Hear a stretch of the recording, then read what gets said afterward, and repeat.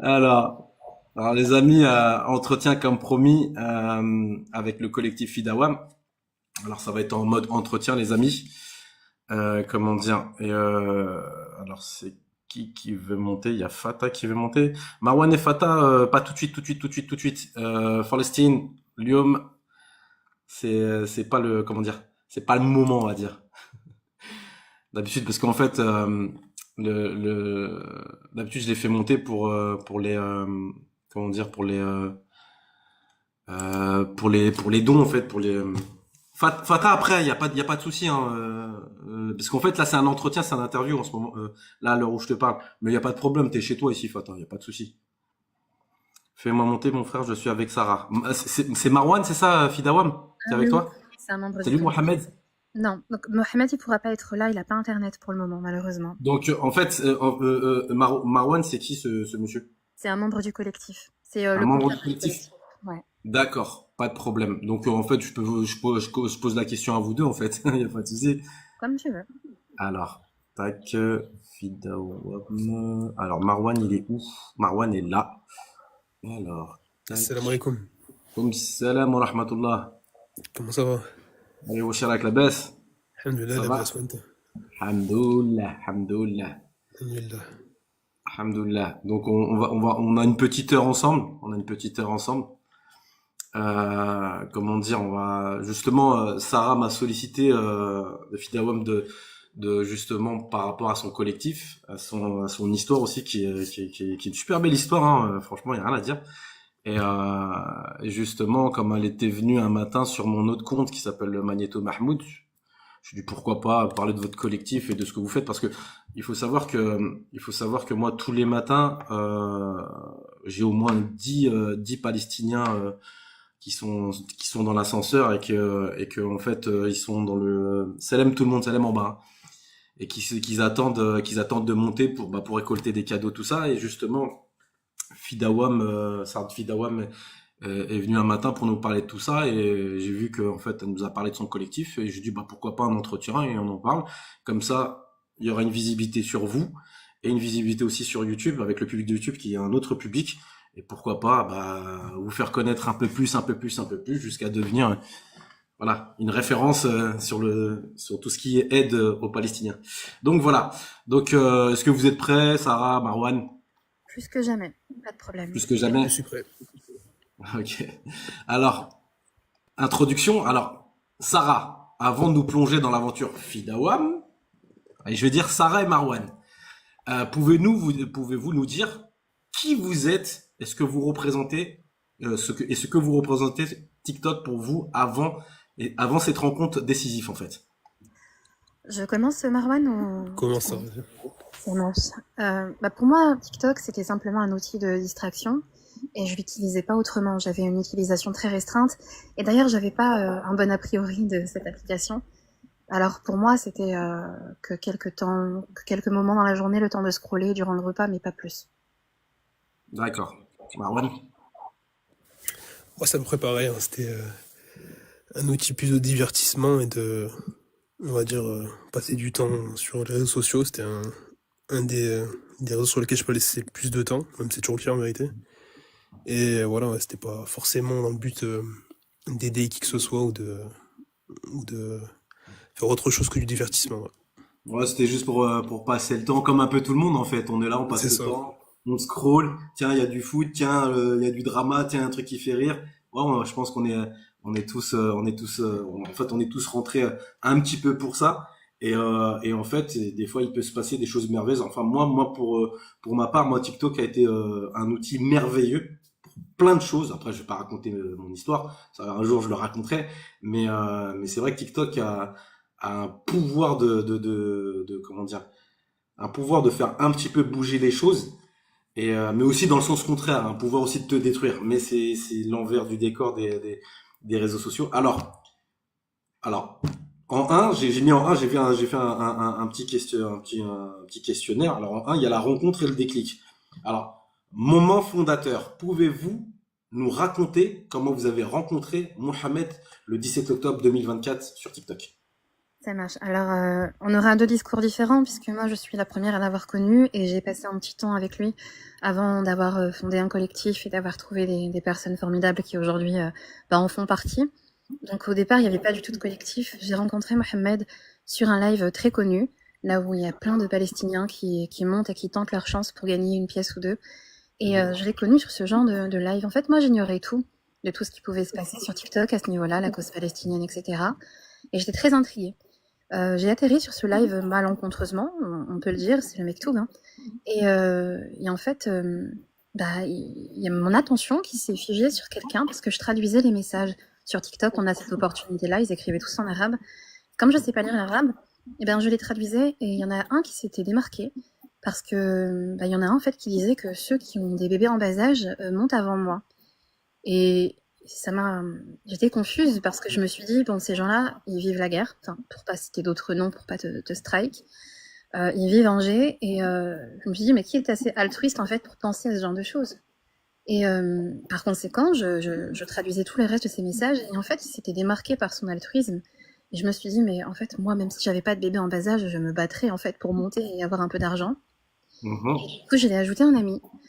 Sans prétention aucune, j'en espérais pas grand-chose, mais il m'a envoyé un message et de là on a discuté. Alors moi mon but premier c'était simplement d'avoir des vraies infos sur le terrain parce que pour moi en fait à part à la télévision et quelques vidéos qui s'échappaient des réseaux sociaux, j'avais pas grand-chose en fait pour approfondir mes connaissances. Et puis je me suis dit pourquoi pas lui poser des questions, mais je pensais pas du tout que je pouvais aider quelqu'un. Voilà comment je l'ai connu. Alors, Marwan, comment t'as connu Mohamed?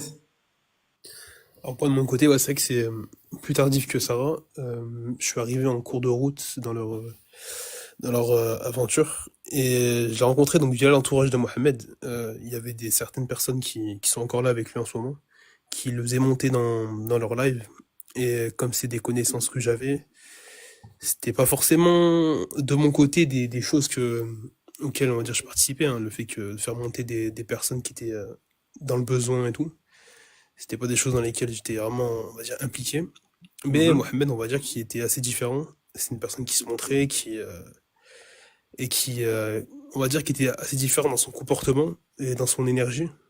Et on va dire, c'est ça qui m'a fait percuter, qui a fait que je me suis attaché à lui, en soi. Et c'est à partir de là, au fait, que j'ai décidé d'être présent quoi, à ses côtés. Et voilà, donc c'est assez bref comme rencontre. Et depuis ce moment-là, on est quasiment tous les soirs à ses côtés pour Mais soutenir. qu'est-ce qui vous a, à quel moment vous avez senti qu'en fait que ce lien allait au-delà en fait d'un simple échange virtuel? Parce que par exemple, après c'est naturel. Moi tous les matins, je pense que vous la connaissez, c'est parce que je pense qu'elle vient chez vous aussi. Moi tous les matins, il y a Riten qui vient même, c'est même dès la première heure même. Et et celle-là, il y a un peu plus que les autres parce que c'est elle qui nous prévient quand il y a des gens sous bannière palestinienne viennent demander des cadeaux, tout ça. C'est elle qui me prévient que cette personne est syrienne, cette personne est comment dire, égyptienne, d'un autre pays, d'un autre pays, d'un autre pays. Et en fait, j'ai un peu plus de, comment dire, j'ai un peu plus, pas de lien, mais j'ai un peu plus confiance en cette personne. Les autres, je les connais moins. Mais voilà, on fait les choses. À quel moment vous avez senti que ce lien était bien plus qu'un lien TikTok en fait? Moi, j'ai senti que c'était bien plus qu'un lien TikTok à partir du moment où je lui avais confié que je ne pouvais pas l'aider parce que financièrement, j'étais prise ailleurs. Et en fait, il m'a rassurée et c'est pas du tout ce qu'il attendait de moi de prime abord. Il voulait simplement en fait que je me demande de ses nouvelles, que je m'intéresse un petit peu à lui. Et en fait, Mhm. moi, j'ignorais tout de lui. Je savais pas quel âge il avait. Je pensais que c'était un monsieur très âgé.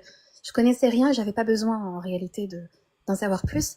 Mais quand je lui ai dit que financièrement je ne pourrais pas l'aider, que je n'en avais pas les capacités, il m'a tout de suite rassurée. Il m'a dit mais je ne t'ai rien demandé.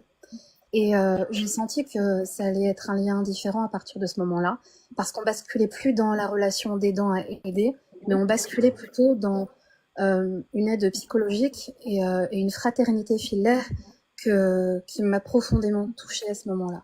Après, il y a eu une relation de confiance qui s'est installée, donc c'est quelqu'un qui m'a très vite donné ses papiers d'identité pour que je m'assure que ce soit un vrai Gazaoui. Il m'a montré Gaza en caméra, il m'a présenté sa famille rapidement. Donc, alhamdoulilah, la transparence aussi a contribué au fait que je me sois attachée à cette famille. Ensuite, je voulais juste rajouter le fait que tous les Gazaouis sont méritants, hein, mais après, il y a toujours ce petit truc qui fait que c'est comme dans la vie, on s'attache plus ou moins. Et c'est cette petite chose-là qui a fait que je ne pouvais pas l'abandonner, en fait. Même si financièrement, j'étais pas là, fallait que je le sois moralement et que je construise quelque chose autour de lui. Donc je me suis dit, il me demande rien, je vais tout lui donner. C'est un petit peu comme ça que je fonctionne. Et si l'argent ne vient pas de moi, il va venir des autres, mais en tout cas, je vais tout faire pour qu'il en... Magnifique, franchement magnifique. Tous ceux qui sont là, partagez le live, les amis, partagez le live. Et sur ceux qui seront en différé sur YouTube, partagez cette vidéo parce que c'est d'une importance capitale. Là, on parle des Palestiniens. Les Palestiniens, voilà, c'est leur avenir est écrit en pointillé. Et dites-vous bien que nous, Algériens, on sait ce que c'est le sacrifice, on sait ce que c'est la guerre, on sait ce que c'est se battre pour ses terres et son indépendance. On a réussi. Les Algériens, les Palestiniens réussiront, mais ils ont besoin de nous. Donc, ne serait-ce qu'on leur donne juste une petite paille pour respirer. Voilà, partagez ce live et sur YouTube, partagez la vidéo et partagez-la à tout le monde. Il faut que le collectif Fidawam soit connu. Alors du virtuel à l'action, qu'est-ce qui vous a poussé à lancer ce premier live d'entraide?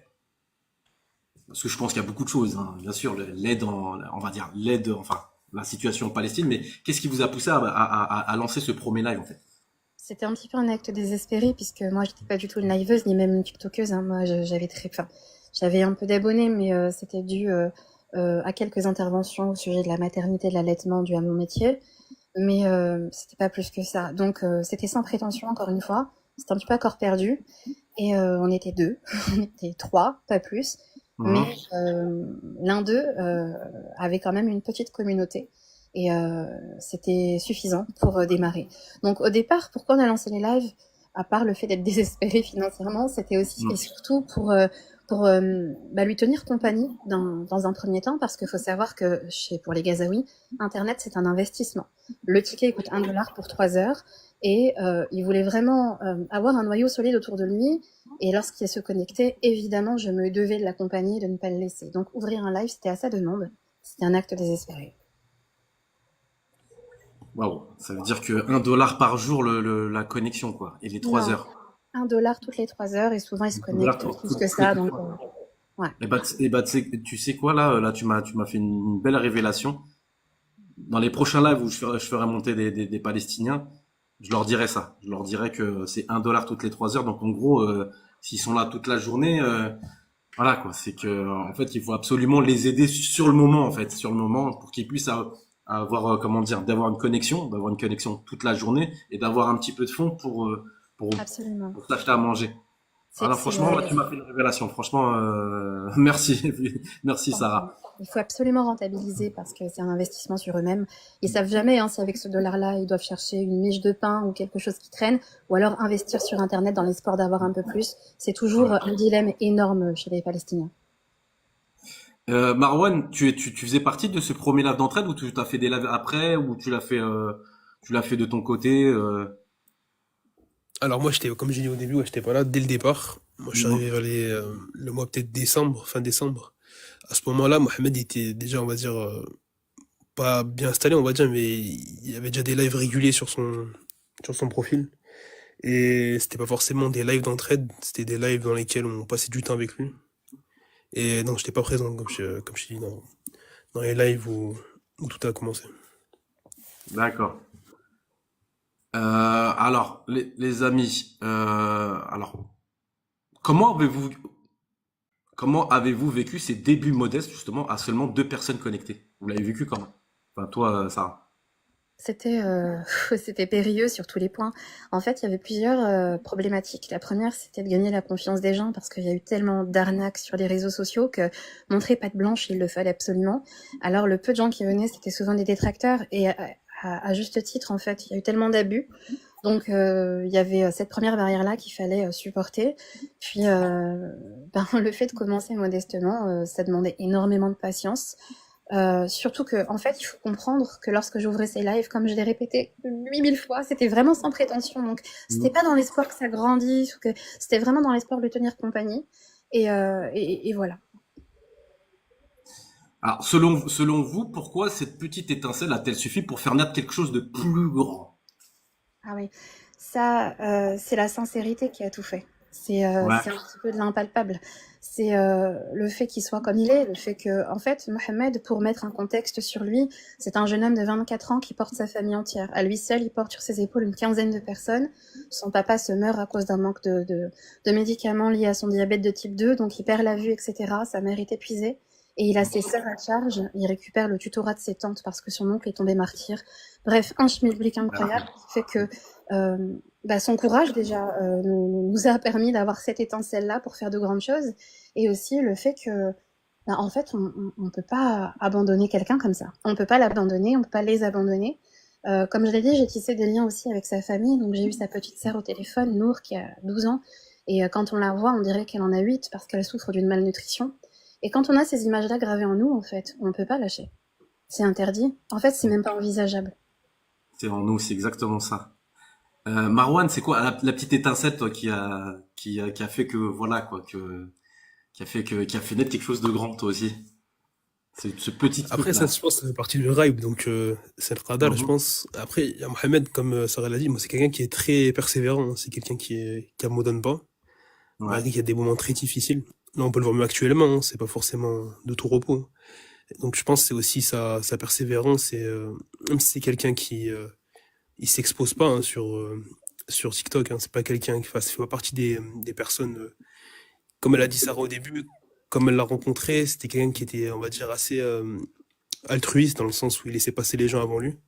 Mhm. Et je pense aussi, bah, il y a aussi du côté, comme j'ai dit, tout ce qui était lié à sa foi. Je pense que c'est quelqu'un qui est persévérant, et donc aussi qui est forcément ça paye quand au bout d'un moment. Alhamdoulilah. Alhamdoulilah. Alors, la question que je vous posais à vous deux, c'est quel sacrifice avez-vous dû faire pour continuer à soutenir Mohamed et sa famille? Et avec un S, hein.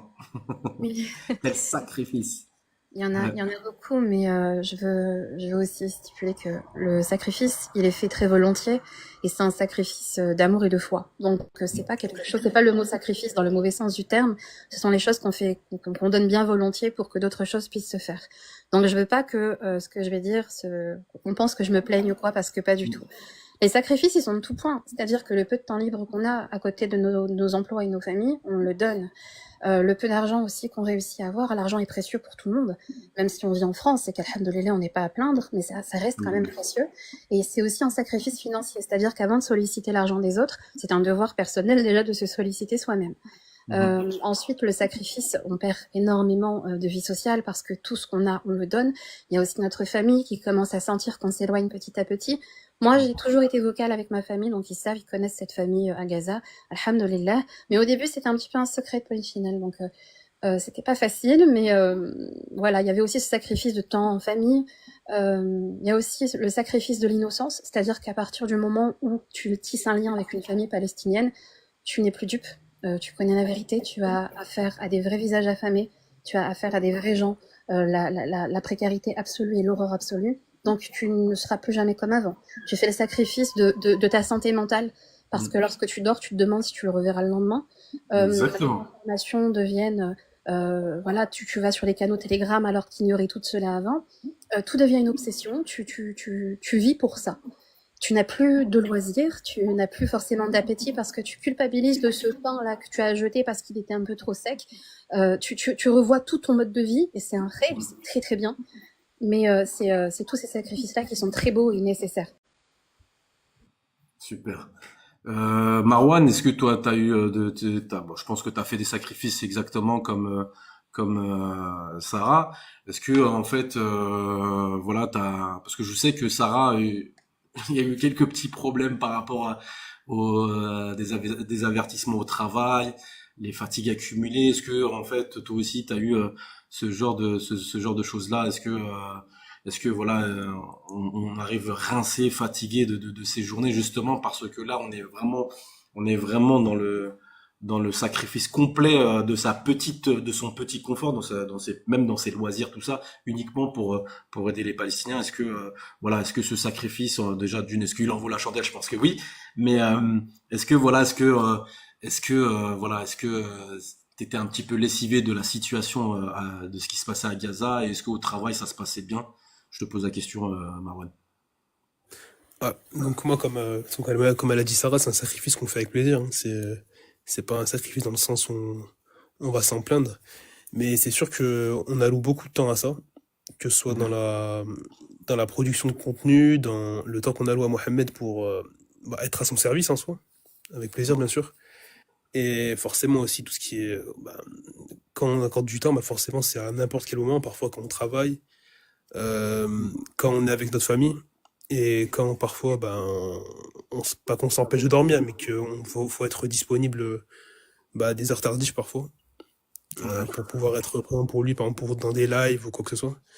Donc ouais, il y a du temps qui est alloué, il y a de la fatigue qui s'accumule au bout d'un moment. Moi, alhamdoulilah, après, j'ai pas eu Ça a été facile forcément de, des séquelles comme Sarah, c'est sûr. la question que je vous pose, est-ce que dans votre vie familiale, est-ce que ça a été facile de gérer? Est-ce qu'il y en a, ils comprennent pas? Il y en a dans des familles, ils comprennent pas, hein. Est-ce que, est-ce que par rapport à votre temps libre, le fait que ça vous prend aussi beaucoup de temps, il y a eu, je sais pas, peut-être des tensions familiales, des tensions, tu sais, c'est ça, parce que en fait, quand on est trop, par exemple, je vous cite un exemple comme ça. Je m'en souviens quand je faisais partie d'une association de foot où j'étais entraîneur, c'est pour ça que je m'appelle coach Larage. Ça me prenait énormément de temps et après dans la vie familiale, ça pouvait faire des conflits, du fait on donne moins de temps à sa famille. Est-ce que vous arrivez bien à gérer tout ça en fait, en gros, Sarah? La gestion au départ, non, absolument pas, parce que en fait, ce sont des choses qui s'installent naturellement et nous, on est absorbés. Et oui, il y a eu des tensions familiales, mais ce sont pas des tensions familiales qui sont liées à de la méchanceté ou quoi, c'est de l'inquiétude en fait. Quand on Ouais, voit sa fille ou sa sœur ne plus s'alimenter comme avant, quand on la voit absorbée sur son téléphone, ne plus répondre quand on l'appelle, oui, il y a un changement de comportement qui peut effectivement inquiéter. Et moi, j'ai inquiété et je me suis inquiétée aussi parfois et c'est la santé qui en prend un coup et c'est normal, la famille s'inquiète, mais la famille comprend avec le temps. La famille comprend, alhamdoulilah. C'est à nous en fait d'aborder les choses et lorsqu'on est trop dans une chose, c'est normal que ça effraie notre entourage. Donc ouais, des petites tensions, mais ça se tamise avec le temps. Et en fait, au début, je sais pas comment vous expliquer, mais quand on vient en aide à quelqu'un, on a tendance à le taire parce que c'est religieux, tout simplement. On n'a pas envie d'exposer et sa famille non plus. Donc on va pas dire que si je suis sur mon téléphone, c'est pour nourrir une famille palestinienne. Au début, ça reste vraiment dans soi. On ne peut pas, on n'a pas envie d'en parler. Et de toute façon, à quoi ça servirait? On est tellement absorbé. Donc c'est normal qu'on devienne une étrangeté à un moment donné pour sa famille et ça inquiète un peu tout le monde. Ouais.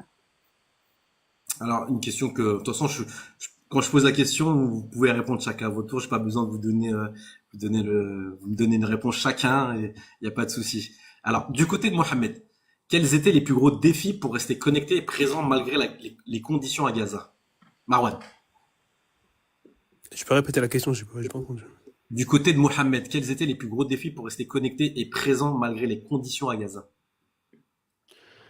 Ah, les plus grandes complexités, pardon, c'était dû aux problèmes de connexion. On a eu plusieurs moments où c'était dû notamment au bombardement sur les endroits, enfin les points de distribution de réseau. Donc il y avait des longues périodes, parfois de 5 jours, c'est déjà arrivé.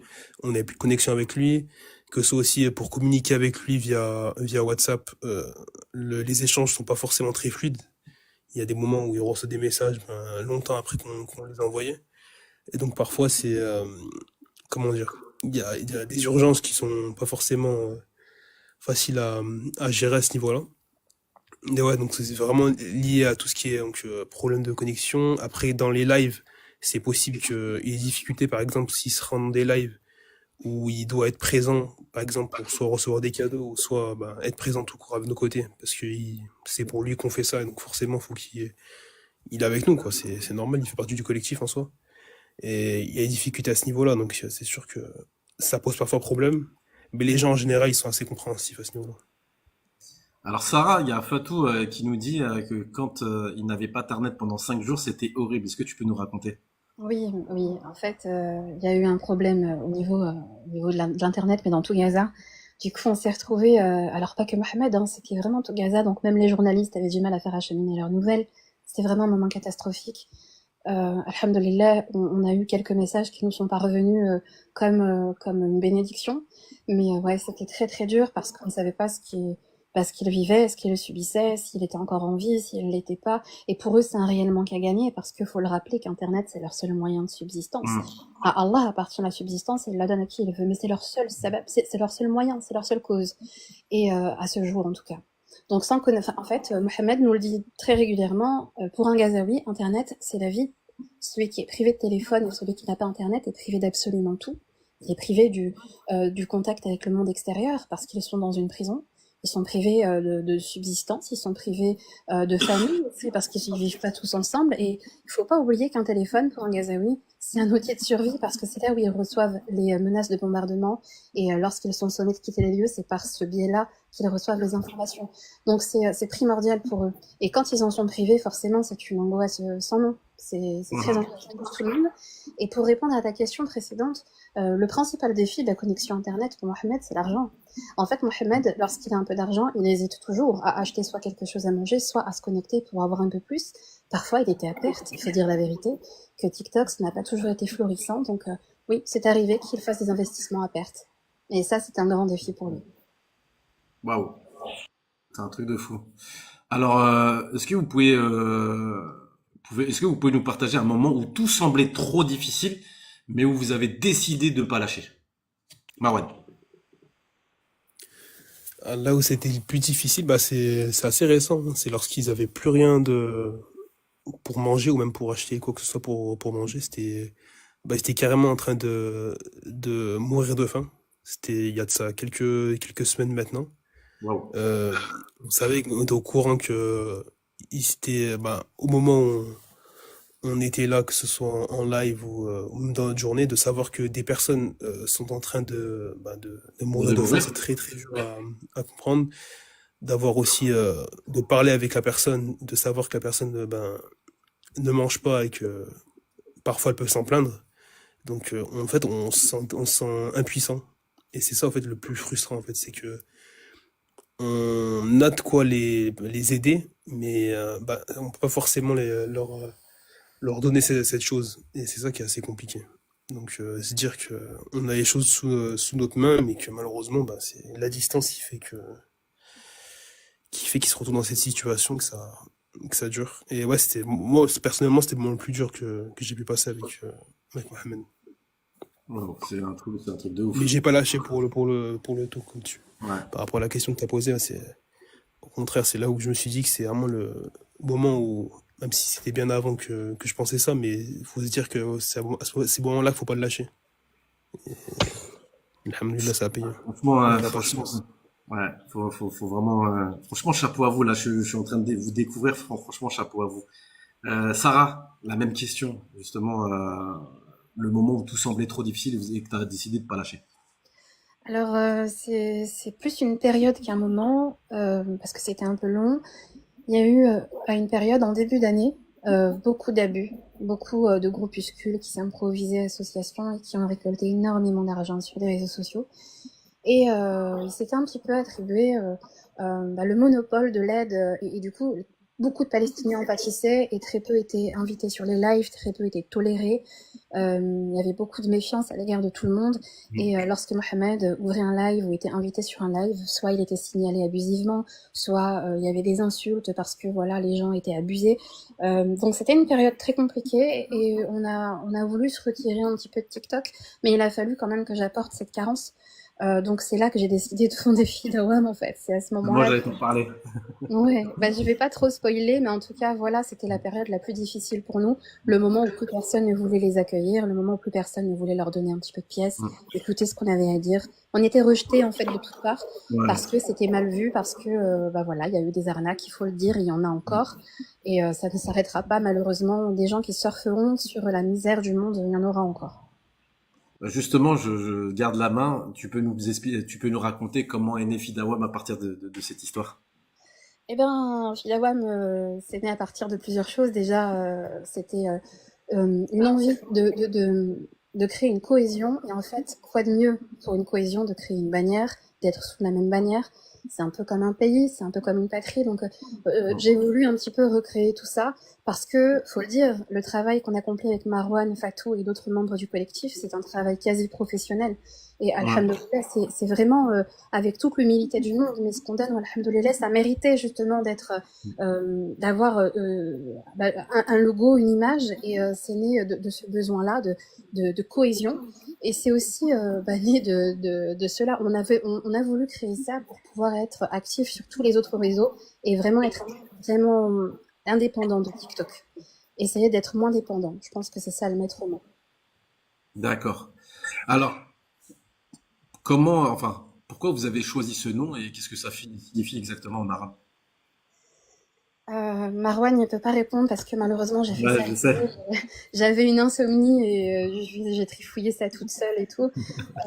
C'était un petit jeu de mots entre comment dire, le travail et le fait que ce soit indéterminé. C'était un petit jeu de mots, une petite contraction. Donc voilà, ça a donné Fidawam. Ça symbolise en fait pour nous le suivi dans la continuité. Parce que nous, Mohamed et sa famille, parce qu'on parle beaucoup de Mohamed, mais il y a une famille entière, une quinzaine de Mm. personnes derrière, on n'a pas voulu les aider ponctuellement, leur donner 200 € et dire bah maintenant débrouillez-vous dans votre génocide. On voulait pas ça. On voulait les accompagner du début jusqu'à la fin, et c'est ce qu'on fera, Inch'Allah, bi'idhnillah. Euh, Inch'Allah. Fidawam, c'est ça, c'est dans la continuité. Alors, qu'est-ce qui distingue Fidawam des autres élans de solidarité qu'on peut voir? Qu'est-ce qui vous distingue par rapport à d'autres, en fait? Est-ce que c'est une ONG ou est-ce que c'est une association comme je sais pas association comment ça s'appelle comme Baraka City ou Al Baraka? Hmm.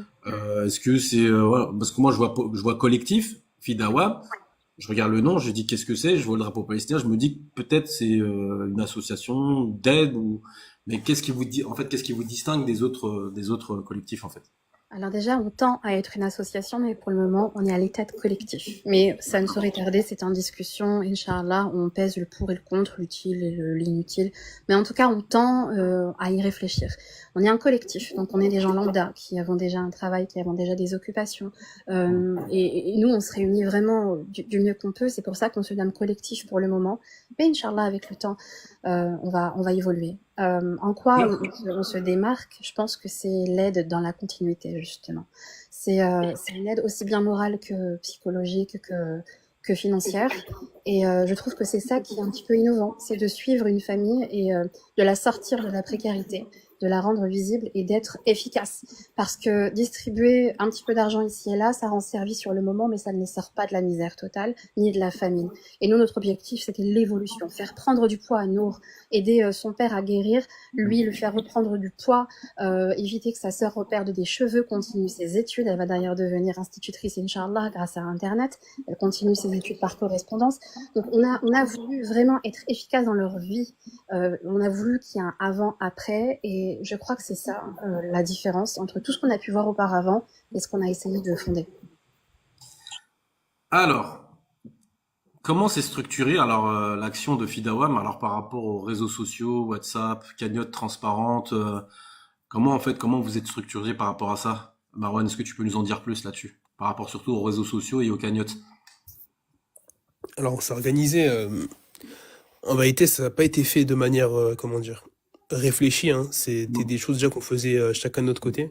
Par exemple, moi, j'étais la personne qui organisait tout ce qui était les cagnottes et tout ce qui était virement vers Mohamed.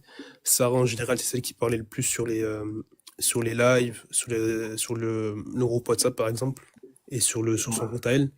Donc, forcément, c'est elle qui était plus, on va dire, euh, pour donc être, par exemple, tout ce qui est dans la communication, moi plus dans tout ce qui était l'aspect financier. Après, on a Fatou. Fatou, elle est plus Volontaire, ouais. sur le terrain, Mm. vu qu'elle est très proche de tout ce qui est association de mosquées, par exemple, et tout ce qui est événements. Elle est très présente dans ce genre de choses. Donc forcément, en fait, ça s'est imposé. Et ma Fatou, ben, elle a plusieurs fois, à deux reprises, il me semble, qu'elle a représenté le collectif dans des salons. Donc, Mhm. alhamdoulilah, C'est c'est beau. par ce biais qu'on s'est structuré. Et maintenant, en fait, c'est des rôles qui nous sont donc attribués comme ça maintenant. Et forcément, ouais, c'est la bonne méthode en soi. Il n'y a pas eu de réflexion, mais ça s'est présenté comme ça. Et alhamdoulilah, ça a fonctionné. Super, franchement super. Alors il y a Fatou qui a mis événement, gala, salon, franchement super, hein. Super, super. Et alors, Sarah, alors, c'est quoi l'importance que vous accordez face à la transparence, enfin à la transparence et à la confiance des donateurs en fait? Est-ce que Ben, tu... c'est primordial parce que c'est à Mm. la fois bénéfique pour la famille qu'on aide, mais c'est aussi une préservation pour nous. Et de toute façon, le véridique, il aime montrer qu'il est véridique. Donc la transparence, c'est un dû dans un premier temps. Quand on sollicite l'argent des gens, c'est la moindre chose d'être transparent. Donc pour Fidawam, être transparent, c'est quoi? Ceux qui veulent des preuves, on les contacte en privé très volontiers via le canal qu'ils souhaitent, via le réseau social qu'ils souhaitent. Et puis on fait parvenir une pièce d'identité, on fait parvenir des vidéos sur leur lieu de vie, on fait parvenir des preuves aussi de quand ils étaient dans le camp, une localisation. On essaye de montrer patte blanche pour ceux qui en ont besoin. Et alhamdoulilah, on est ouvert à ça et on met un point d'honneur à ce que ça le reste. Donc voilà, c'est une préservation, aussi bien pour nous que pour eux. On perd rien à être transparent, au contraire. D'ailleurs, on met très souvent en garde les gens, demander, poser des questions. Tout à l'heure, il y a une question qui a été posée dans les commentaires. Elle a dit c'est Non, une mais question. ça, ouais. Mais comment ils font pour avoir de l'argent via TikTok? Mais c'est Voilà. pas une question bête, au contraire. Heureusement que tu poses la question et j'y répondrai Inch'Allah après. Je voulais pas m'éparpiller. Justement, c'était la prochaine question en fait. Ouais, d'accord. Bon, bah, Ouais. je la garde, je garde la réponse pour tout à l'heure alors. Bah, je te la pose tout de suite, Sarah et Ok. Marwan. Après vous deux, vous allez me dire vos réponses. Si vous voulez en fait surenchérir un petit peu, c'est justement parce que moi c'était une question que je me posais. Et en fait, quand t'es venu l'autre matin, je crois que c'était hier, et comment tu nous as répondu, tout était clair. Maintenant, tout était clair. Et que en fait, j'ai besoin que les gens connaissent comment ça se passe justement quand ils récupèrent les cadeaux ou les sommes et comment c'est transféré. Est-ce que tu peux nous en dire plus? Et Marwan surenchérit s'il y a des zones surenchérir. Oui, il y a besoin parce que en fait, Marwan, il est humble, hein, mais c'est un comptable de profession et c'est lui le comptable bénévole. Donc merci de faire ce que tu fais, Marwan, au quotidien. C'est lui aussi qui s'assure de la transparence des virements. En fait, on est un groupe WhatsApp où là, lorsqu'on fait un virement et qu'on récupère de l'argent de la cagnotte, on montre tous les screens en fait. Donc il y a un suivi, du début du don jusqu'à la réception dans la main, car il filme en fait tous les shekels qu'il réussit à échanger. Donc il y a cette traçabilité-là qu'on offre aux gens. Alors comment? Moi, Marwan, je vais parler de comment il fait via TikTok et toi, tu pourras étayer sur comment vous faites via les cagnottes, etc. Ça te va? Pas de souci, vas-y. Ouais, ok. Je trouve que c'est plus équitable comme Ouais. disposition. Euh, Lorsqu'un Gazaoui récupère des pièces, c'est stocké sur TikTok. TikTok, lorsqu'ils ont atteint 100 dollars, ils peuvent le retirer dans la journée. C'est 100 dollars par jour maximum, ils peuvent pas retirer plus. Et comment ils font? Tout simplement, ils ont ce qu'on appelle un portefeuille en ligne, hein. Ça peut être une petite application qui s'appelle Palpay. Enfin, il y en a plein d'autres, hein, qui sont valables là-bas à Gaza. C'est un portefeuille électronique où ils tout simplement font le virement de TikTok jusqu'à ce portefeuille électronique. Une fois que leur petite somme, je dis petite parce que c'est jamais des milliers et des cents, lorsque cette somme-là est sur leur portefeuille électronique, ils vont au bureau de change tout simplement. Ils font ce petit virement du portefeuille de l'un à l'autre et ensuite la personne du bureau de change, lorsqu'il y a des liquidités, peut leur donner des liquidités dans la main. S'il n'y a pas de liquidités, ils peuvent avoir tout l'argent du monde sur leur portefeuille électronique, ils pourront pas en avoir dans la main. Voilà. D'accord. Et en fait, l'autre jour, je t'avais posé la question. Parce que nous on a des images où en fait on voit les soupes populaires et on a l'impression derrière TikTok ou derrière la télé ou d'autres réseaux sociaux, on a l'impression qu'en fait qu'il y a des soupes populaires tout le temps. Et l'autre jour, Fidawam, tu m'as un peu rassuré qu'il y avait quand même une économie qui tournait, il y avait des tomates, des oignons, des salades, bref, il y avait quand même un petit peu à manger et un peu de tout. Est-ce que tu peux nous expliquer comment ça se passe, l'économie justement à l'intérieur même de Gaza en fait? Comment ça Oui, se bien passe? sûr. Après, chaque personne, par exemple, quelqu'un dans le nord va fonctionner différemment de quelqu'un dans le sud. Mais oui, il y a des denrées qui sont sur place. Alors, pas toujours. Il y a des petites terres agricoles qui réussissent à vendre du zaatar, des choses comme ça. C'est pas régulier. mais ça peut être le cas. Par contre, oui, il y a de la nourriture, mais parfois à quel prix? C'est-à-dire qu'il peut y avoir beaucoup de nourriture et puis que ce soit tout à fait inaccessible pour le Gazaoui lambda. Donc oui, il y en a. Après, il y a des camions humanitaires malheureusement qui sont détournés et des denrées gratuites qui sont revendues sur les marchés à prix d'or, qui empêchent tout à chacun de se nourrir convenablement. D'où le fait que les Gazaouis essayent d'avoir un peu d'argent sur les réseaux. D'accord. En fait, moi, ce que je pose comme question, après on va revenir sur la situation, c'est parce qu'en fait, comme on a fait une petite digression, comme ça va être clair pour tout le monde. Moi, ce que je veux savoir, c'est que la situation des Gazaouis, je parle principalement des Gazaouis. Après, on va revenir avec Mohamed, avec l'association. De ce que tu as vu, toi, est-ce que il y a il y a beaucoup de, je sais pas, beaucoup de gens malfaisants qui profitent justement de cette situation pour s'enrichir ou pour faire de la, enfin, je sais pas comment on appelle ça, mais pour en gros une bande de petits voyous qui essayent de justement de se faire un business sur la misère justement des Gazaouis. Bien sûr, et de toutes parts. Après, c'est des informations qu'on tient de la famille qu'on suit et de d'autres familles aussi, c'est pas un secret. Mais bien sûr qu'il y a des gens qui profitent de la misère et sur les réseaux sociaux pour soutirer de l'argent aux gens, et là-bas sur place pour soutirer de l'argent des Gazaouis, qui obtiennent leur argent des gens qu'on arnaque. Enfin, c'est vraiment quelque chose de pernicieux. Oui, là-bas, il y a plusieurs abus. Il y a des chefs de camp qui sont peu scrupuleux, qui se Mhm. servent d'abord avant de servir les autres et qui servent d'intermédiaires entre une association et les camps, parce que les associations n'ont pas tout simplement les moyens humains de distribuer au compte-gouttes dans tous les camps. Il y a des millions de personnes sur les camps, dans des plages. Ils peuvent pas faire de la tente à la tente. Donc, ils confient leurs denrées à des chefs de camp qui se chargent de faire du détail et qui, malheureusement, c'est pas toujours très franc du collier. On se retrouve aussi avec des milices qui sont armées. Donc, c'est des petits jeunes, hein, c'est des petits jeunes avec des petites armes qu'on peut trouver dans la cuisine qui Ouais. agressent le vieux monsieur ou le papa, le père de famille qui a réussi à obtenir un sac de farine au centre de distribution déjà difficilement. Donc oui, il y a des abus de toutes parts. Il y a aussi, on peut en parler, les aides humanitaires qui sont détournées par les attaques. Hein, ça existe aussi, qui sont revendues à des prix défiant toute rationalité. Et évidemment que les marchands, eux, font partie aussi de ces abus. Bien sûr, ils abusent le peuple. Bien évidemment, en se mettant d'accord sur le prix de 4 cuillères de sucre à 15 $, c'est un abus collectif. D'accord. On va revenir sur l'association, parce que c'est ça aussi c'est le sujet quand même principal. Alors, je vais poser la question à Marwan. En quoi Fidawam est-il plus qu'une aide financière? Parce que je sais que vous allez évoluer avec le temps, mais en quoi Fidawam est plus une aide financière? Juste avant, je pourrais répondre à la question concernant la Bien cagnotte. sûr, Marwan, bien sûr.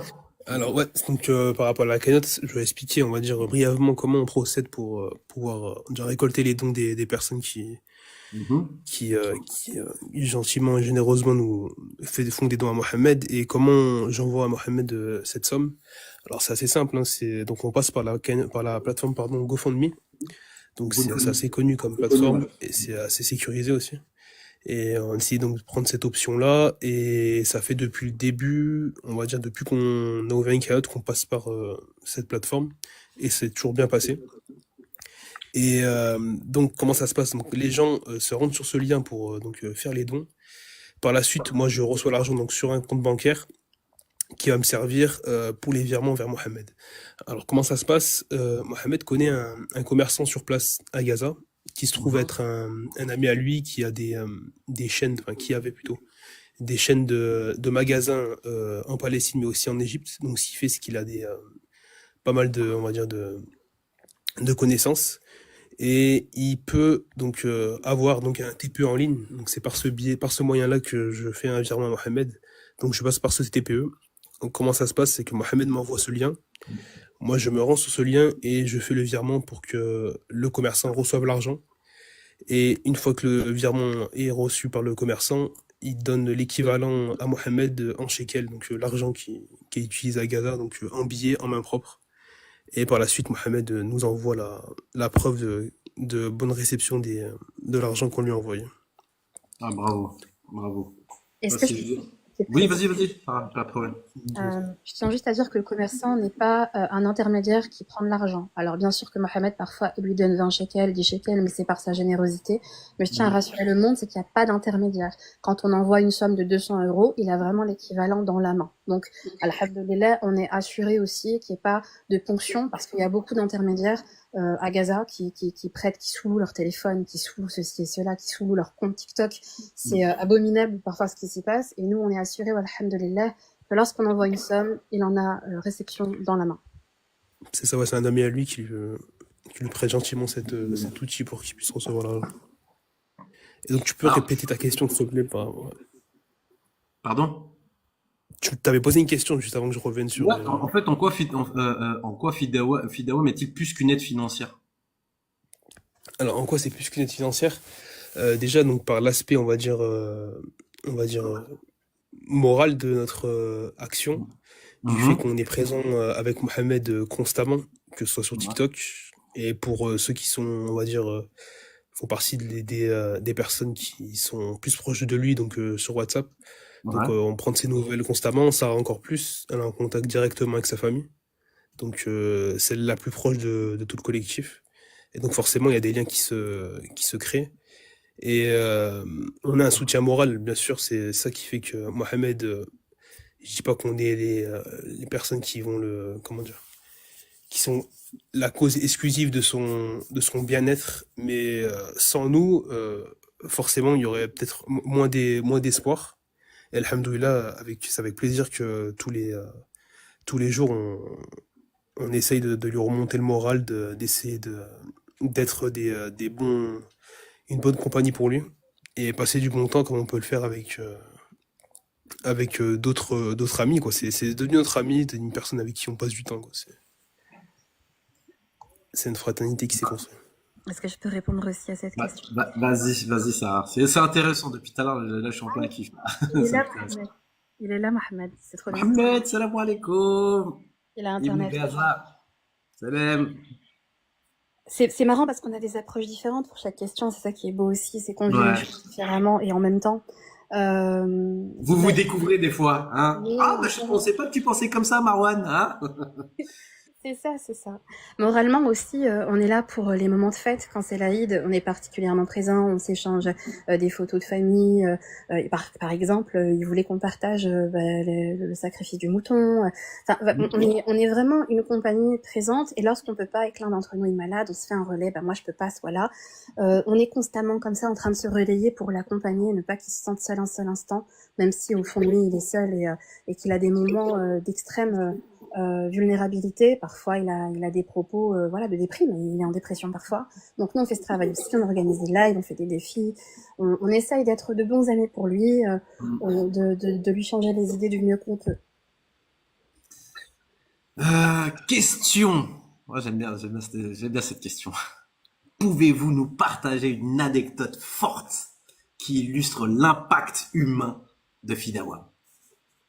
Oui. Marwan, Sarah ou au hasard, allez-y. Vas-y, Marwan, t'en as une là? Parce que moi, ça fuse là. Une anecdote forte. Bah, je pense que c'est les lives qu'on a fait récemment, les lives événements. Surtout le premier, je pense que c'est vraiment là où j'ai compris que on avait dépassé on va dire le stade de live TikTok en soi, dans le sens où on a tenté d'être le plus, on va dire, authentique, dans le sens où on a livré un témoignage d'une famille qu'on aide depuis un certain temps maintenant. Mm.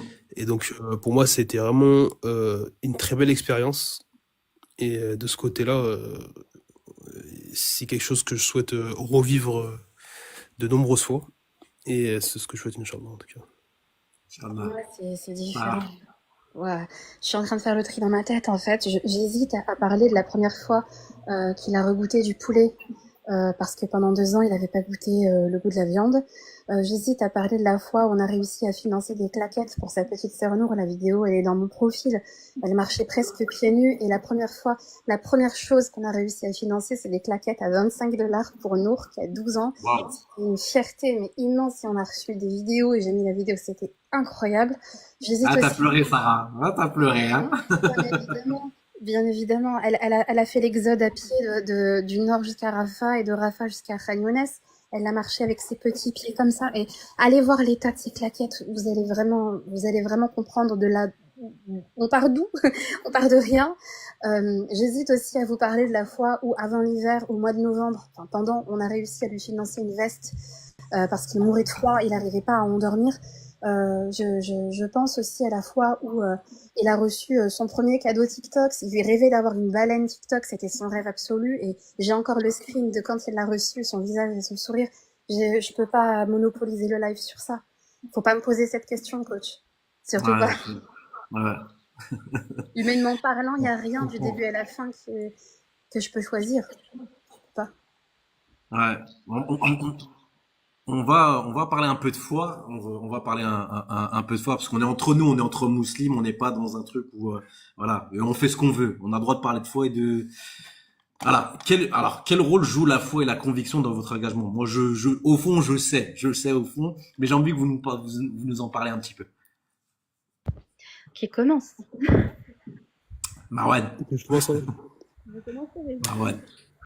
Ah bon, de mon côté, moi, c'est, on va dire, bah, c'est la principale, on va dire, intention que j'ai lorsque Mhm.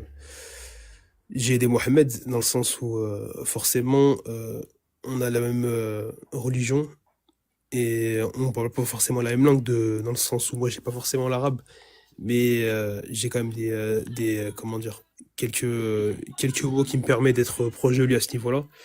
Et donc, ouais, on va dire, c'est différents aussi moments dans la vie de Mohamed que je traverse avec lui qui ont fait que forcément la foi se renforce.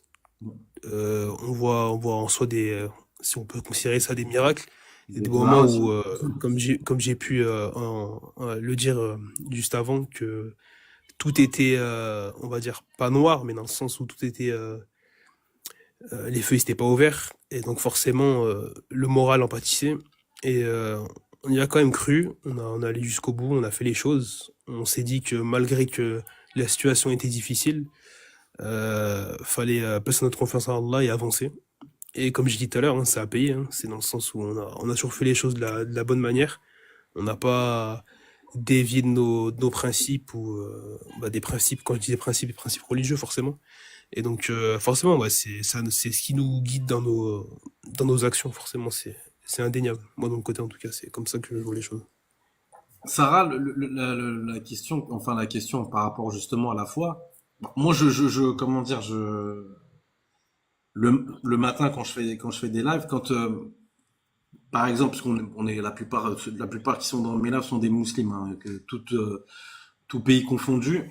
Bon, la majeure partie c'est des Algériens parce que je suis algérien. Mais le truc c'est que quand en fait les Palestiniens viennent le matin chez moi, bon, ils viennent en nombre comme je vous ai dit tout à l'heure. Quand je demande au public qui est en bas et même ceux qui sont là, qui sont en guest, de donner aux Palestiniens,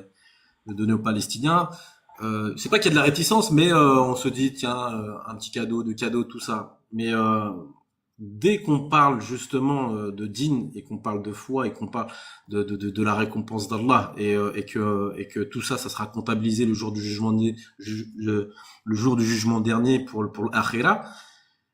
Quand on fait une espèce de nasiha justement par rapport au fait de donner, bah tout de suite il y a un déblocage et tout le monde donne. Et je sais qu'en fait que il suffit juste de quelques phrases ou un petit rappel ou je ne sais quoi et tout de suite la foi la foi du musulman qui a en lui, paf, elle explose et il y a tout de suite une réaction. Est-ce que Sarah, toi comment dire, tu mets bien sûr, je sais que tu mets le religieux au milieu de tout ça, je le sens, même quand tu parles, je le sens. Mais est-ce que vraiment tu responsabilises tu responsabilises ceux qui sont musulmans parce qu'il y a aussi des musulmans il y a aussi des gens qui donnent qui sont pas musulmans. Est-ce que tu responsabilises un petit peu les musulmans là-dessus au niveau des donations tout ça pour que en fait qu'ils soient toujours gagnants quand ils donnent parce que c'est Rabbi qui va les repenser. ici-bas et dans l'au-delà. Est-ce que tu arrives aussi à parler de ça facilement ou bien c'était plutôt dans la donation et basta quoi. On peut dire ça comme ça. En fait, c'est Juste avant, Sarah, désolé, je vais devoir m'absenter, va devoir vous quitter parce qu'il y a une urgence là par rapport à Mohamed. Pas de Il avait un souci. match de prévu, je pensais que ça allait être réglé sans que je sois là, donc Vas-y désolé, je vais Marwan. devoir vous quitter. Il y a pas de souci, Donc je Marwan. vous laisse finir l'interview, Inch'Allah. Et... Pas de En tout souci. cas, merci de m'avoir accueilli, coach. Barakallahu Il y a pas de fik. souci, avec grand plaisir Marwan. Salam alaikum. Sarah. Oui, Oui. c'est une très très bonne question parce que en fait, la foi elle fluctue, alors tout fluctue. Si la foi fluctue, tout fluctue. Et ça aussi, ça a fluctué en moi. Au début, j'étais vraiment dans le devoir de responsabiliser les gens, de rappeler qu'avoir une famille palestinienne disponible, c'est un réel privilège. Islamiquement parlant, c'était une récompense incroyable que de nourrir la veuve et l'orphelin et le musulman. D'abreuver celui qui a soif et de nourrir celui qui a faim, quelle grande récompense auprès d'Allah, évidemment. Après, je me suis un petit peu tamisée parce que je craignais de faire de la communication religieuse et d'en faire un argument, de m'en servir. Et en fait, dans cette intention de purification d'intention, justement, je me suis un petit peu tamisée là-dessus, je me suis recentrée. Alors évidemment que je le rappelle, que c'est le devoir du musulman, évidemment, mais j'évite, si tu veux, de m'en servir à mauvais escient. De trop en faire, c'est ça? Exactement. J'essaie de garder une certaine justesse, de m'adresser aux musulmans d'une certaine façon, c'est normal. Donc oui, je le fais, mais avec parcimonie et j'essaye de pas. C'est dur de purifier son intention, c'est-à-dire que je veux pas que ça devienne un argument de vente, quoi. J'ai pas Ouais, envie. ça c'est vrai parce c'est un peu une corde sensible. C'est-à-dire qu'en fait, si on en fait trop par rapport à ça, et il y a toujours ce truc que si on relate rechouïa, tu sais qu'on a un défaut, un tout petit défaut et qu'on n'a pas balayé avec le temps, dans le cerveau de chacun, il y a comme un bug, il y a comme un bug et après ça commence à blablabla parce que les West du shaitan ils vont comment dire comment dire mince De ils bon. vont m'insuffler des mauvaises choses sur toi Sarah et ils vont après tu sais tu connais les gens ils parlent ouais Sarah fait ça mousquet mais t'as vu l'autre jour elle a dit ça alors que t'as juste fait une petite erreur tu vois ce que je veux dire et tout de suite c'est grossi quoi donc ouais je vois ce que tu veux dire. Donc on essaye évidemment que Allah Azzawajal est au centre de nos actions et de nos intentions et on les purifie chaque jour, bien entendu. Après, en fait, j'ai tellement vu sur les réseaux sociaux des gens qui disent si tu donnes pas, tu vas aller en enfer, que ça m'a un petit peu dégoûtée. Je me dis mais quelle est la réelle intention? Est-ce qu'on utilise Allah à bon escient? Est-ce qu'on utilise l'islam à bon escient? Et je m'interroge tous les jours sur ça et j'essaye d'être dans l'équilibre. Ouais, bah écoute, en tout cas, tu veux que je te dise, Sarah, quand t'es venu l'autre jour, bah, justement m'expliquer ton collectif Idawam, dans ta voix, j'ai senti la sérénité, la sagesse, tu vois ce que je veux dire? Et tu sais, il y a des voix qui sont entendables, c'est-à-dire en gros, tiens, ils ont un collectif, la personne qui parle, parce que c'est ça qu'il y a dans les commentaires. Hein. Je sais pas si tu l'as vu, qu'en fait la voix elle est posée, c'est bien, tu parles Ouais, plutôt bien, il y a beaucoup de sagesse et il y a des, on a envie d'entendre et on a envie d'aider. Est-ce que tu vois ce que je veux dire? Alors, c'est trop d'honneur, c'est beaucoup trop d'honneur. trop d'honneur, on va te donner beaucoup de visibilité. Crois-moi, t'inquiète pas. C'est la Palestine là. Alors, les défis actuels. Alors, on va vers la fin des questions. Alors, les défis actuels. Alors, pourquoi la visibilité est-elle aujourd'hui le plus grand obstacle de FIDAWAM? C'est parce que malheureusement et heureusement, on a décidé de garder une doctrine et un adab. On se refuse de faire des lives où on peut semer la zizanie. Alors on sait que ça fonctionnera, on nous l'a demandé plusieurs fois. Et je ne critique pas ceux qui le font. Par contre, on met un point d'honneur à ce que le canal par lequel on récolte de l'argent pour cette famille soit sain. Je pense que c'est le minimum qu'on puisse faire. Alors par conséquent, on s'empêche de faire beaucoup de choses. Et je pense que c'est ça aussi qui freine dans un monde où les réseaux sociaux sont utilisés que pour les problèmes, la télé-réalité, des sujets que nous on aborde très peu. Et je pense que c'est ça qui peut nous freiner. Il y a aussi autre chose qui peut nous freiner, c'est le fait qu'on ait un travail très prenant chacun d'entre nous et qu'on aimerait y accorder, nous y mettre corps et âme. C'est déjà ce qu'on fait, mais j'aimerais tellement mettre mon temps de travail au profit de cette famille, mais c'est quasiment impossible parce que sinon ce sera ma famille qui serait dans la précarité.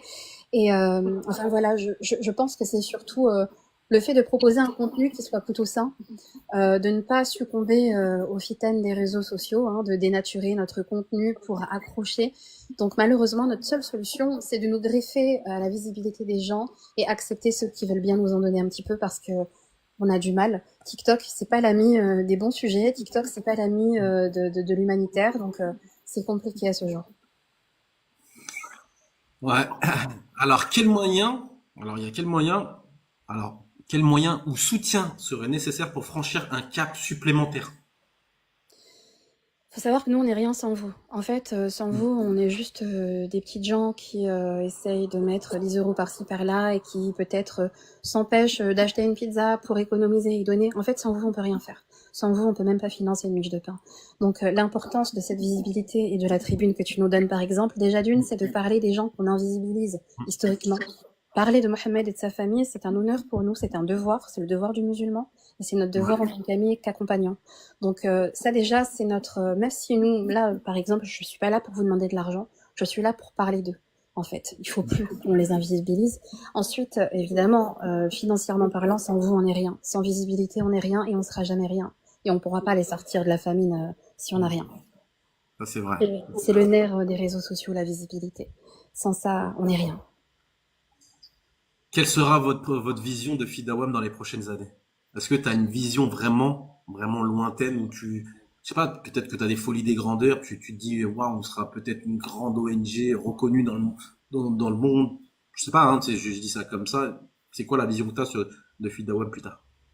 Alors, j'espère qu'il n'y aura pas de plus tard parce que j'espère qu'il y aura plus de génocide. Hmm. Et j'ai pas du tout la folie des grandeurs, j'ai la folie du lendemain. Si demain on y arrive, Inch'Allah, c'est une victoire. Je suis Ouais. pas du tout une grande carriériste dans l'âme, je suis pas du tout une rêveuse, je suis pas du tout tout ça. Si j'y arrive demain, c'est très bien. Et c'est ma philosophie pour pas être déçue, peut-être.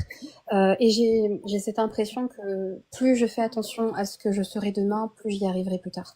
Je peux pas trop me projeter parce que j'espère que tout ça s'arrêtera et qu'ils n'auront plus besoin de nous et que chacun pourra récupérer une vie normale. C'est mon seul souhait. Ouais. Alors là, je suis complètement d'accord avec toi. Toi, t'es plutôt du genre, t'aimerais que Fidawam n'existe plus parce qu'en fait, ça ira mieux à Gaza et en Palestine. Exactement, bien sûr, que D'accord. c'est mon souhait et je regrette même qu'il existe et qu'on ait dû à faire ça pour qu'il puisse manger un petit peu. Moi, je suis pas née avec cette envie d'exceller sur les réseaux et de créer quelque chose et d'être quelqu'un, pas du tout. Là, je prends la parole parce qu'il faut que je la prenne, autrement, on m'entend pas. On m'entendra jamais sur TikTok. Avant de le connaître, je ne faisais jamais de live. Donc, tout ça, c'est pour eux et lorsqu'ils n'en auront plus besoin, à Gaza, on ne le fera plus. C'est tout. Je te pose une avant-dernière question. Après, on va aller vers la fin.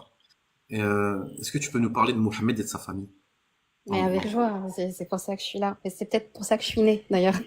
Euh, Mohamed, comme je l'ai dit tout à l'heure, il a 24 ans et il est né à Gaza. Et Gaza, c'est 41 kilomètres de long et il n'a jamais, durant ses 24 ans de vie, jamais il n'a dépassé ces 41 kilomètres. 41 kilomètres, c'est un petit peu le périphérique parisien, pour vous donner un ordre d'idée. Ouais, Il est dans une cage depuis qu'il est né, il n'a jamais rien connu d'autre. Mohamed, c'est un rêveur et c'est un garçon qui a toujours eu le sens du sacrifice puisqu'il travaille depuis qu'il a l'âge de 13 ans. Il a commencé à travailler sur la criée, à trier les poissons pour les pêcheurs alors qu'il ne sait même pas nager. C'est tout à fait incroyable. Mais il a toujours travaillé à côté de l'école pour aider sa famille parce que son papa, il était un grand couturier à Gaza, un d'accord. couturier renommé. Ouais, c'était quelqu'un. Il aimait beaucoup la couture, il faisait des créations, etc. Il était réputé. Mais à cause du diabète, il a eu moins de motricité, il a eu moins de Hmm. vision. Et du coup, son fils a dû l'aider relativement tôt. Donc Mohamed, il a une famille de 4 sœurs. Il y a Lama, la plus grande, Lina, il y a Nour et il y a Dima. Nour étant la plus petite. Mhm. Euh, Ils ont une joie de vivre incroyable, je pourrais vous en parler pendant des heures. Sa maman est une femme au foyer, une maman heureuse qui adore ses enfants et qui adore ce qu'elle fait, même encore aujourd'hui durant la guerre. Elle aime son rôle et elle se sacrifie pleinement.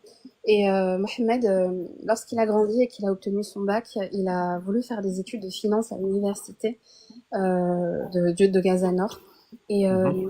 malheureusement, il a dû écourter ses études pour permettre à sa sœur Lama de devenir institutrice et de commencer des études parce que sa famille ne pouvait pas les lui financer. Donc il a commencé à faire ce qu'il aimait, donc à réparer des téléphones, à travailler dans des boutiques de téléphones, et c'est comme ça qu'il réussissait à ramener le pain quotidien à sa famille. Donc Waouh. Mohamed, il n'a pas attendu la guerre et le génocide pour être l'homme altruiste qu'il est. L'art de la débrouille, c'est un truc de fou. C'est vrai que alors j'ai remarqué un truc, les Palestiniens de Cisjordanie ou les Gazaouis, c'est des êtres vivants, humains, qui sont dotés d'une intelligence incroyable, ne serait-ce que dans la débrouille, ou bien dans tout ce qui les étude. C'est des gens vraiment, vraiment très, très, très, très intelligents. Est-ce Effectivement, que tu me confirmes? c'est assez criard d'ailleurs quand on les connaît. C'est une intelligence qui ne s'apprend pas dans les livres. C'est une intelligence, une vivacité d'esprit. Hors Euh, norme. c'est assez spécial, ouais. Alors moi, Ouais. j'aime pas du tout, tu sais, j'aime pas du tout dire que les Palestiniens sont plus forts, plus résistants, parce qu'on dirait qu'on se donne des bonnes raisons pour qu'ils subissent ce qu'ils subissent. Mais Mm. wallahi, que c'est vrai, ils ont une vivacité d'esprit qui leur est propre. C'est ouf parce qu'en fait, j'avais vu une émission il y a pas très très longtemps. Après, rien à voir, c'était sur la colonisation des Britanniques et des Français justement sur le Moyen-Orient pour détruire tout ce qui était l'Empire ottoman. Et il s'avérait qu'en fait que il disait que ce soit les Britanniques ou les Français, hein, les colons, il disait que les êtres les plus intelligents du monde de l'Empire ottoman, enfin du monde arabe, ce qui s'appelle le monde arabe, c'était les Palestiniens, les Libanais. Et il le disait déjà à l'époque. À l'époque, il y a plus de 100 ans déjà. C'est fou, Et ça. toi, tu me confirmes justement, tu me Ah oui. confirmes déjà ce que tu connais déjà. Et non, ça m'étonne pas en fait. Même la petite Nour qui a 12 ans, elle a une façon de raisonner qui me dépasse. J'ai 27 ans, j'ai jamais, enfin, je suis pas comme ça. Donc, je lui envie sa maturité. Alors, je sais pas si c'est une bonne ou une mauvaise chose. Je sais pas si c'est leurs épreuves, si c'est dans leur chair, en fait, qu'ils ont évolué comme ça parce que, à force de souffrance, à force d'histoire, je sais pas, en fait, ce qui les a, c'est une grâce d'Allah aussi, hein, subhanallah. Donc, je sais pas si c'est une bonne chose, mais, en tout cas, c'est assez impressionnant. Ouais. Alors, quand tu regardes le chemin parcouru, qu'est-ce qui te rend le plus fier? C'est la satisfaction de ne pas les voir mourir de faim et c'est aussi d'être du bon côté de l'histoire. Quand, pardon, j'ai Oui. reçu un appel. Quand mes enfants, plus tard, ils apprendront à l'école ce qu'on est en train de vivre actuellement et qu'ils me diront, mais qu'est-ce que tu as fait pendant ce temps? Bah, je pourrais leur dire que j'ai pas rien fait. Je pense que c'est ça, la plus grande Exactement. satisfaction. Exactement. Si tu devais résumer Fidawam en une seule phrase pour inspirer le monde, ça serait laquelle? Voilà, déjà, si j'en inspire un ou deux ici, ce serait super bien. Le monde, on verra plus tard. Le monde, déjà, il est pas forcément, j'ai pas forcément envie de l'inspirer vu dans l'état dans lequel il est. Mais Fidawam, c'est dans la continuité. C'est dire à une famille qu'on est là et qu'on vous lâchera pas. Peu importe ce qui se passera, on attendra la fin avec vous et pourvu que ça se termine bien. Fidawam, c'est un moyen, comme un autre, d'aider l'humanité. C'est le moyen le plus je pense, à mon sens, enfin, je sais pas comment extérioriser tout ce que je ressens. En tout cas, c'est un moyen qui vous est accessible. Parce qu'il y en a beaucoup qui ont envie, il y en a beaucoup qui ont les moyens, mais il y en a beaucoup qui ne savent pas à qui donner ni comment le faire. Nous, on vous propose de la transparence, on vous propose un Mhm. accompagnement, on vous propose un suivi régulier. Et je pense que on est, sans se targuer, c'est très rare des gens qui peuvent avoir autant d'arguments en leur faveur et vous proposer un service comme le nôtre. Donc, je crois que je vais terminer Ouais. avec ça. Je vais conclure, Sarah. Pas de soucis. Alors, finalement, Sarah, penses-tu que cette aventure a changé autant ta vie que celle de Mohamed et de sa famille? Quel message aimerais-tu adresser à ceux qui hésitent encore à donner? Oh, c'est des questions. J'ai pas lu les questions avant, donc du coup, c'est prenant. Oui, bien sûr. En fait, moi, j'ai juste nourri leur corps. Eux, ils ont nourri mon cœur et mon âme. Donc, en fait, Mhm. on s'est rendu mutuellement service. Et je crois que ce que j'ai fait, c'est moins grand que ce que eux ont fait pour moi. Sans vraiment jouer les violons et essayer de vous mettre la larme à Mhm. l'œil, on est typiquement dans ça. Ce qu'ils m'ont apporté, ça n'a pas de prix. Moi, ce que je leur ai donné, ça a un prix. C'est ce qu'on leur envoie et c'est de l'argent, ni plus ni moins. Si moi je leur en donne pas, d'autres leur en donneront. Mais eux ce qu'ils vous donnent en échange, wallahi, c'est indescriptible. Et je crois que si on ne saisit pas cette opportunité dans une vie, on ne le revivra plus. Qu'est-ce que je peux dire pour vous convaincre? Si l'histoire de Mohammed et que le génocide n'a pas réussi à vous convaincre et que votre religion ne réussit pas à vous convaincre, c'est pas moi qui réussira. Exactement, exactement. Est-ce que, je sais pas si c'était la phrase de conclusion, mais est-ce que tu peux nous dire une phrase de conclusion si t'en as une autre, en tout cas. Oui, mais ça, j'en ai plein. Moi, tu peux me parler pendant 3 heures que j'aurai encore des choses à dire. Et merci pour cette tribune. Euh, S'il vous plaît, lorsque vous donnez de l'argent, vérifiez à qui vous le donnez parce que ça ferait tellement de mal que ça arrive à des mauvaises personnes pour des mauvaises choses. Aussi, n'hésitez pas, ça ne va pas vous appauvrir. Allah Azza wa Jal nous l'a dit. L'aumône ne va pas vous appauvrir, donc n'hésitez pas. Aussi, rapprochez-vous des Gazaouis, ce sont des êtres humains. Outre le fait de donner de l'argent, allez leur parler, demandez-leur si ça va bien. Je vous assure que c'est très important pour eux. Sarah, en parlant des Gazaouis, je pense que tu as discuté énormément avec eux. Moi, quand ils viennent le matin, parce que souvent, moi, je fais des lives le matin, comme tu le sais, je parle avec eux vite fait. Après, ils restent dans le guest, comme ça, les gens envoient des cadeaux, tout ça. Quand tu leur parles, ils sont comment? Ils sont très résilients? Est-ce qu'ils ont peur? Est-ce que ils sont dans le désespoir ou dans l'espoir? Moi, en fait, moi, je veux savoir vraiment en profondeur, toi, justement avec l'expérience en fait du fait que tu discutes souvent avec eux. De prime abord, enfin, les premiers contacts, forcément, c'est le désespoir qui ressort. Ils ont un temps donné pour vous convaincre de les aider. Donc, ils vont vous parler avec toute leur douleur. Et ça, il faut savoir l'encaisser. En général, l'être humain, soit il part, il ferme le message, soit il est touché. Et autant vous dire qu'aujourd'hui, on s'est tellement accoutumé à la misère que je ne sais même pas si nos cœurs réagissent encore à tout ça. Donc oui, quand on leur parle, c'est toujours la misère qui déborde d'eux de prime abord. Ensuite, moi personnellement, mon expérience, les Gazaouis, ils sont très très intelligents, mais qu'est-ce qu'ils sont belliqueux. Moi, j'ai tendance à demander des preuves directement avant d'aider quelqu'un. C'est une habitude que j'ai et un point d'honneur. Mais les Gazaouis, C'est autre chose. ils sont un peuple assez très fiers. Donc quand on leur demande, ils disent mais t'es de la police, t'es qui? Mais non, en fait, je vais t'aider et aide-moi à t'aider. En fait, fais un pas vers moi et j'en ferai 1000 vers toi. Donc ça, c'est un peu difficile au début. Ils sont tous un petit peu réticents parce que l'identité là-bas, c'est dangereux en fait. Il y en a plein qui Ouais. se sont fait pourchasser par des drones parce que c'est chirurgical. Hein, ils savent qui viser, donc c'est compliqué pour eux de donner une identité, mais c'est possible. Et donc, moi, en parlant avec eux, effectivement, c'est la misère qui saute au cœur et qui saute aux yeux. Ensuite, c'est un petit soupçon d'orgueil. Et ensuite, quand ils comprennent qu'on veut les aider, ils se donnent entièrement et avec le plus grand plaisir du monde. Ouais, bah écoute, en tout cas, Sarah, merci. Merci de cet entretien, franchement. Ouais, Batman. Merci, merci encore. Franchement, je pense qu'il y en aura d'autres parce que là c'est le premier entretien. Après, on en aura d'autres pour justement savoir. Je dis pas le bilan, on va pas dire ça, mais quelle est la situation actuellement? Est-ce que tu peux nous en dire plus, tout ça, pour en tenir informé aussi, la communauté qui en France, enfin déjà la communauté algérienne de France, parce que souvent on donne, mais sans vraiment réellement savoir. L'autre jour, enfin il y a un peu plus d'un mois, j'ai vu dans l'émission L'Hebdo Show dans une interview d'un médecin qui était très connu en France, qu'on était à la phase 4 de la famine. Et je sais pas si on est à la phase 4 ou à la phase 5 où vraiment là les Palestiniens meurent. Donc voilà quoi, on est un peu inquiet, on est un peu inquiet. Est-ce que est-ce que sous nos yeux, on assiste à l'extinction des Gazaouis, ou est-ce qu'il y a un espoir de retournement de situation? C'est ça que je suis en train de me poser comme question. C'est une grande question. Oui, concernant la phase 4, on l'a dépassée. En fait, la phase 4, c'est une phase qui n'a aucun retour, puisque même avec toute l'abondance de nourriture possible, le corps se mange lui-même. Les Ouais, os se décalcifient. En fait, on est dans une réaction de survie, mais en fait auto-immune qui te tue toi-même.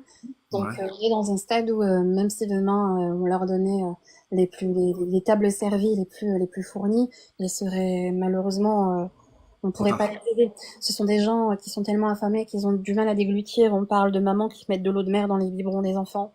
On parle d'enfants qui mangent du sable. On parle. Moi, la famille que je suis a déjà été contaminée par le sable, en fait, parce que les commerçants véreux, ils ont tamisé du sable dans la farine pour que ce soit plus lourd. Et du coup, ils ont mangé des galettes de farine. J'en ai eu les images. Je vous assure que ils meurent de tout, en fait, hein, que ce soit quand ils mangent ou quand ils mangent pas. l'eau est impropre. Enfin, vraiment, on pourrait en discuter pendant des heures. Je pense que oui, tu peux me réinviter quand tu veux pour en Ah, moi, parler. je te réinviterai, justement, pour la Pendant situation 6 à ans. Gaza. Là, on parle de ton collectif, mais on va te parler de la situation à Gaza et je reviendrai vers toi sur ça. Il n'y a pas de problème. Avec grand plaisir, même. Avec Soit, grand plaisir.